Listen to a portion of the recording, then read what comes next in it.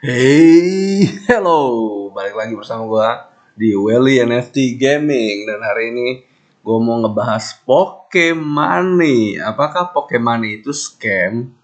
Oke, kita lihat dari awal. Anggap gua orang awam yang baru pertama kali lihat ini, dan gua udah berkecimpung di dunia NFT dan ya cukup lama untuk main game ini. Kita bisa lihat dari pertama yang mungkin patut dicurigai adalah dari websitenya dulu. Kalau misalnya kita lihat kayak gini, pokemani.info. Nah, ini dari websitenya aja sebenarnya udah cukup aneh. Dan kalau misalnya kita turun ke bawah, gue udah lumayan riset ini. Untuk fitur-fiturnya yang udah kebuka kan mining sama PVE-nya yang disebut Atlas. Untuk tokenomiknya gue juga udah lihat di developer timnya ada 15. Community activity itu 15, 25%. Ini total 25%. Dan di 5% ya, berarti 30% itu ada di investor atau private. Oke, lanjut lagi di roadmapnya. Di roadmapnya gue udah cek semua dan ternyata lumayan acak-acakan ya. Maksudnya sebelumnya dia ada bilang ada inkubasi atau yang dibilang breeding dan ini juga nggak ada. Akhirnya dihilangin dari sini. Kita lihat dari quarter pertamanya aja.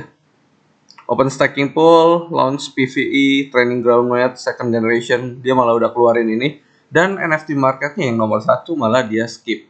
Jadi gue coba cek-cek jalan-jalan di telegramnya dia. Dan gue ngeliat ada yang aneh. Karena mereka sudah bisa transfer nekonya. Jadi sell-nya tuh di situ. Gue nggak tahu apa itu yang disebut NFT market plus create, tapi di sini jelas ada tulisannya market. Dan gue pribadi gue mainin game ini untuk awal-awal. Waktu itu gue ngeliat banyak youtuber yang nge-review game ini dan gue coba-coba aja. Gue pikir dan salah satu menurut gue youtuber yang cukup gede dan gue ngerasa gue lumayan ngikutin dia. Jadi gue coba-coba dan gue sempet tanya, dia bilang apakah game ini cukup oke, dan dia bilang mendingan no, dia bilang karena dia juga nggak nemuin kontrak addressnya yang nge-hold ya. Oke, lanjut lagi. Sesuatu yang banyak gue curigain dari sini. Untuk telegramnya, kita bisa lihat ya. Gue mau buka satu-satu. Ini komunitasnya masih kecil banget menurut gue. Entah karena dia masih perkembangan atau gimana. Kita juga tidak terlalu negatif thinking. Jadi gue bakal ambil dari dua sisi, positif dan negatifnya. Dia tuh gue lihat dia mulai di bulan Februari. Nah, untuk ini Espana atau mungkin ini Spanyol, dia punya member 260. Kita lihat dari membernya yang lucu ya. Dari South Korea, dia cuma punya 28 member dan ini gue rasa gak aktif.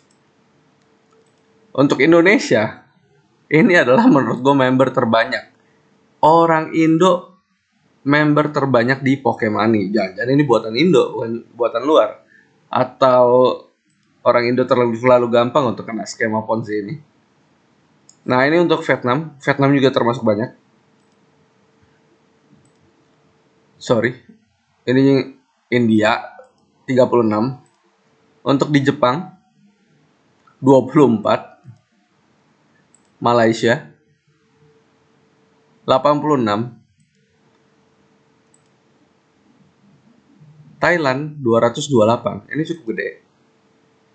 Filipina di 383 member. Taiwan pribadi 786. Ini cukup banyak loh untuk Taiwan.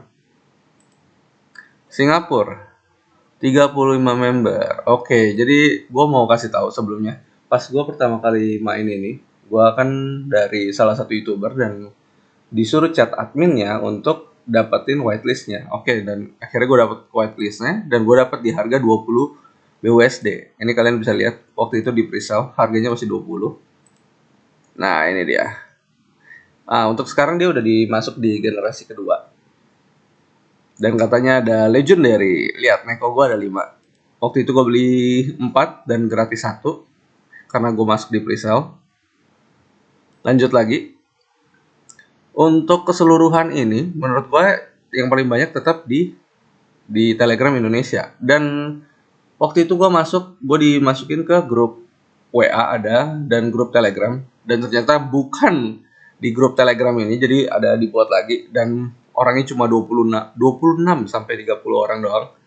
Gue kira itu anggota pemain Neko yang main di Indonesia, ternyata gue salah, ternyata itu bukan officialnya. Oke, habis itu gue mau lanjut lagi untuk gameplaynya. Untuk websitenya sendiri ya terlihat simpel ya, jadi nggak terlalu digarap terlalu tinggi, terlalu banyak maksud gue. Dan untuk partnernya ya standar banget. Untuk Solidity Finance, oke, gue mau ngejelasin ini. Solidity Finance ya, untuk keseluruhannya auditnya itu oke. Cuma ada yang warning. Jadi kadang YouTuber ada yang tidak melihat ini warningnya ini. Oke, yang lainnya memang PES semua kelar. Tapi ada warningnya. Warningnya ini kalau kalian mau tahu, ini dia bisa supply token PM-nya sesuka hati mereka. Sesuka hati mereka, jadi nggak unlimited. Bisa dibilang kayak biasa banyak token disuplai, misalnya token contoh gue ambil Widiland WSO, dia bilang supply token 250 juta dan itu ada sistem burningnya. Ini juga ada sistem burningnya, dia sering burning, dia sering buat di salah satu Twitternya dia ya. Kita lihat di salah satu Twitternya dia burning 10 juta, 50 juta, tapi dia supply lagi. Jadi apa gunanya? Habis di burning dia supply lagi. Tapi untuk harganya menurut gue itu cukup relatif balance ya. Maksudnya apa ya? Sideways. Jadi nggak hancur banget dan nggak naik banget. Jadi setiap kali ada kenaikan kayak dibikin ada penurunan. Mereka ngeburn. Nah, kita bisa lihat di sini. Mereka ada ngeburn 50 juta NKG burn. Terus di bawah juga ada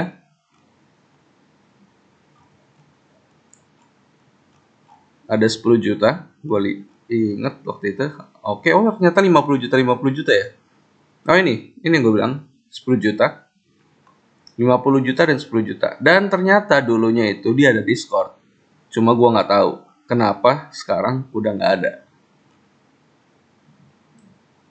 Dan gue tadi coba join Discordnya dan ternyata nihil, kosong.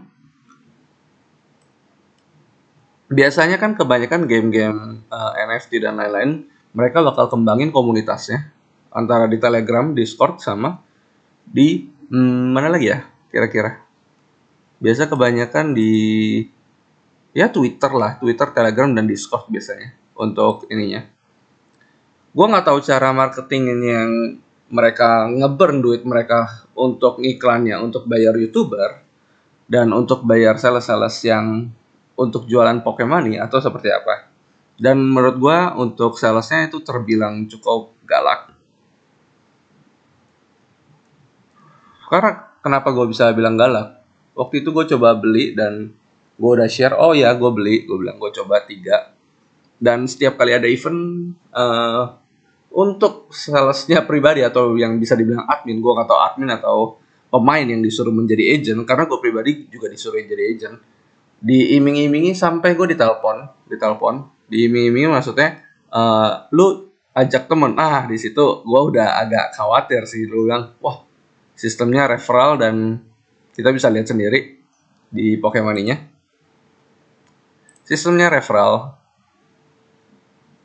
Oke, ini my invitation code. Jadi gue ada invitation code-nya. Gue bisa share di Telegram, di grup-grup lain, dan di Twitter. Siapa tahu kalian mau.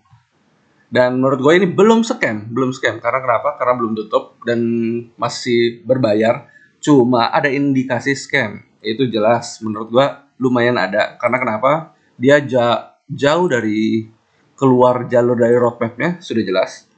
Dan dia terus jualan di Nekonya yang tadinya $20 dan sekarang jadi 28 karena dia ngerasa waktu awal-awal kan ya whitelist lah $20 dan sekarang dia kayak launching terbuka public sale di $28 dan habis itu mereka jualan terus. Harusnya ada inkubasi harusnya dia tutup. Menurut gua dia harusnya tutup marketplace-nya biar pemain-pemain aja yang jualan. Itu biar tokenomiknya menurut gua cukup stabil. Tapi menurut gua di sini juga dia bikin agak stabil sih. Dia ini sendiri. Jadi angkanya di situ-situ aja, di angka Rp20 untuk 1 NKG. Dan kita ke timnya ya. Timnya sudah jelas anonim. Nggak, tidak ada kejelasan. Dan gue pernah nanya apakah ini game buatan dari mana. Ada yang bilang, adminnya bilang dari Inggris. Terus gue tanya admin yang lain bilangnya dari USA. Dan gue mikir kenapa nggak ada Telegram USA-nya kalau memang dari sana. Apakah mereka nggak jualan di sana? Dan akhirnya gue nemu satu grup yang bilang bahwa ini scam. Dia bilang, oh waktu itu gue ketemu admin dan bilangnya ini dari Singapura. Wow, jadi beda semua. Gue nggak tahu marketingnya yang nggak satu suara atau tidak diedukasi terlebih dahulu atau ngambil asal kayak seperti gue. Dan kayak gue kan misalnya hitungannya asal. Dia ngambil kayak, hai, lu belanja dan mau nggak lu dapat penghasilan tambahan untuk 50 orang yang masuk lu dikasih 150 USDT dan untuk 100 orang yang masuk lu dikasih bonus sekitar 450 USDT. Untuk itu menurut gue sesuatu hal yang menarik dengan lu masukin kode referral gue dan gue dapet.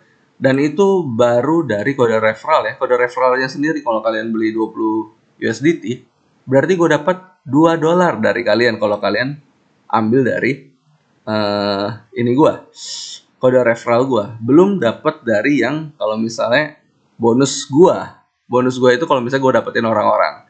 Oke, lanjut lagi, gue mau ngebahas tentang token Eco Gold-nya. Untuk total supply-nya ya agak acak-acakan karena yang gue bilang dia sesuka hati bisa masukin supply berapa banyak aja. Dan token holdernya ya, top 1000 holder, oke, dari 3.923 holder. Ini agak menarik. Dia ada di 13%. Karena kita tadi sendiri udah lihat di tokenomiknya bahwa developer aja harusnya cuma 10%, community-nya 15%, dan investornya 5%. Dan ini tidak di lock, oke? Ini 0, ini berarti yang di burn sama dia 10%. Kalian bisa lihat di sini. Jadi ada yang pemegang 125 juta token NKG dan ada yang megang 87 juta token NKG. Ini saja sudah di angka 22%. Oke. Dan kalian bisa lihat sebanyak apa yang megang. Mungkin sekitar 1, 2, 3, 4, 5, 6. 6 orang yang megang token NKG di atas 7%. Di atas 7%. Di sini ada 7 juga. Dan ya kalian bisa nilai sendiri gimana. Untuk Twitternya sendiri ya ini yang gue bilang dia keluar jalur dari roadmapnya. Oke, di sini ada bilang official website launch ini segala macam. Lihat, launch incubation mode. NFT marketplace create. Dia langsung kemana? Dia langsung ke Genesis Neko. Dia langsung ke Neko 2. Berarti ini kan udah Genesis Neko 2. Kayaknya Genesis Neko sharing rental udah ini juga belum. Ya benar-benar agak diubah ya, sangat diubah ya. Waktu itu sempat ada YouTuber ngebahas. Waktu itu ini masih ada tulisannya di roadmapnya itu di breeding dan akhirnya kayaknya karena ada yang komplain yang bilang, bang kok nggak ada itunya, nggak ada breedingnya. Sebelumnya ada breeding. Kayaknya semenjak itu diubah, gue nggak tahu. Gue nggak tahu ini sebenarnya buatan siapa. Udah pasti tidak jelas. Ya seperti yang gue bilang tadi di timnya aja kita nggak tahu. Itu masih anonim. Karena yang waktu itu aja yang udah KYC, Know Your Customer di salah satu game yang Rookpool, MetaSims. Ini gue mau jelasin. Waktu itu MetaSims ini lumayan rame karena dia rug pull. Jadi developernya jual semua tokennya dan kabur. Ya, kalian bisa lihat ini tokennya seperti ini. Dan kenapa masih ada di angka 0,0005? Karena itu adalah salah satu token yang di hold. Ini $41.560.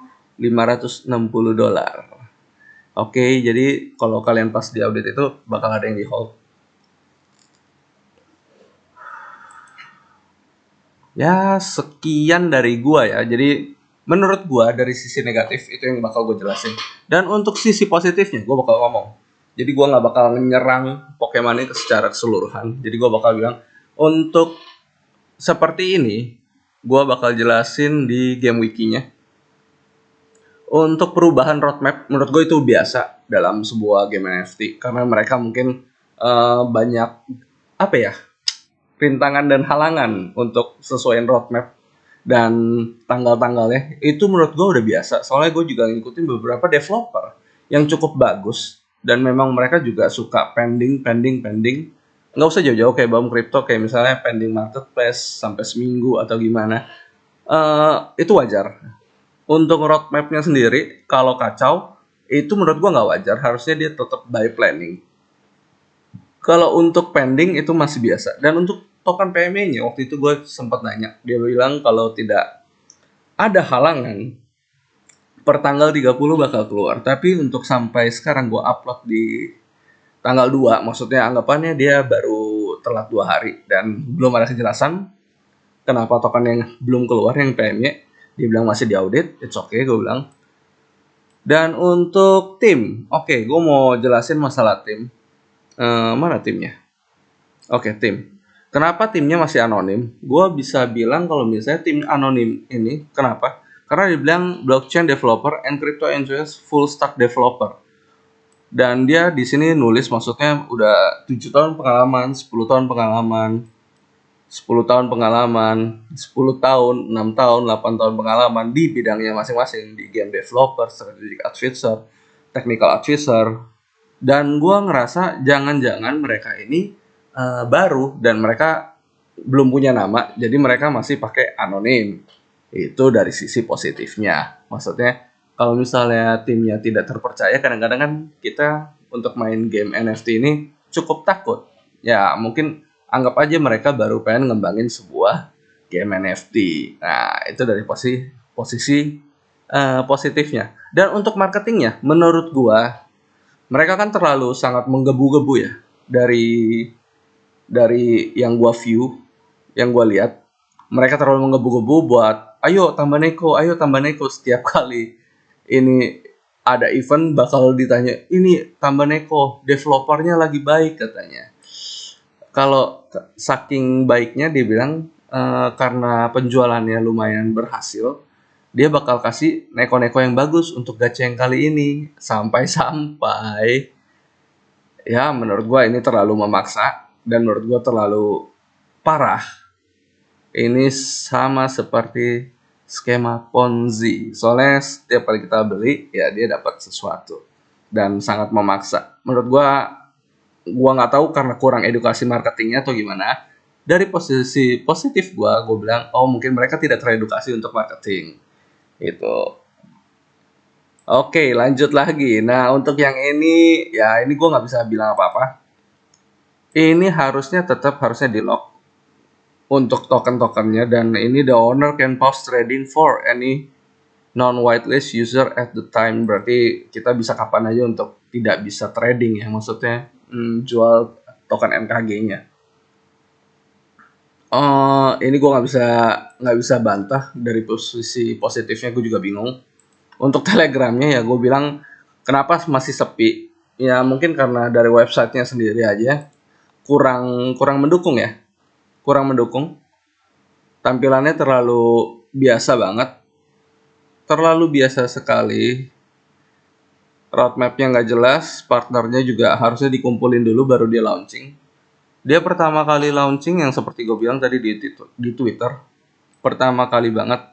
Itu di Januari tanggal 3. Dia bilang, hello world, Pokemon is coming. Nah, harusnya dia nggak boleh terburu-buru, harusnya dibikin komunitasnya dulu, tapi dia kayak mungkin buru-buru untuk mau ngejual barangnya lah, tapi tidak disiapin roadmap yang jelas. Discordnya juga tiba-tiba hilang. Ya ini juga anggap aja gue ngerasa kalau mereka tim developer yang belum banyak jam terbang ya. Yang seperti gue bilang, mungkin belum ada jam terbangnya tapi tulisannya sengaja digituin biar terlihat developer yang sudah lama berkembang di game V ini. Jadi sekian aja dari gua. Oke, untuk kalian yang sudah terjun dan main, menurut gua nggak apa-apa karena dia masih berbayar. Maksudnya game ini belum scam. Jelas belum scam, tapi ada indikasi saja. Indikasinya yang seperti yang gue jelasin, siapa tahu developernya berkembang dan dia coba membenahi semuanya dan bisa dapat player-player baru yang lain. Tapi kalau kali ini, biasa di video-video gue sebelumnya gue bilang tanpa Dior. Tapi kalau kali ini gue bilang kalian harus Dior atau do your own research. Jadi kalian harus riset mandiri, baik-baik. Kalau misalnya ini bulan Januari dan gue ini bulan Maret, itu berarti sudah jalan sekitar 2 bulan. Tapi untuk penjualannya gue ingat kayaknya di bulan Februari. Jadi segitu aja dari gua. Ini baru 1 bulan, jadi yang udah nyemplung ya sudah nggak apa-apa. Menurut gua juga udah mungkin sekitar 2 minggu, 3 minggu udah BP. Oke, thank you for watching dan sekian dari gua. Review dari Coco Welinin menilai game NFT ini 20% untuk bisa dipercaya. Jangan lupa komen ya, kira-kira siapa aja yang udah main game ini. Thank you.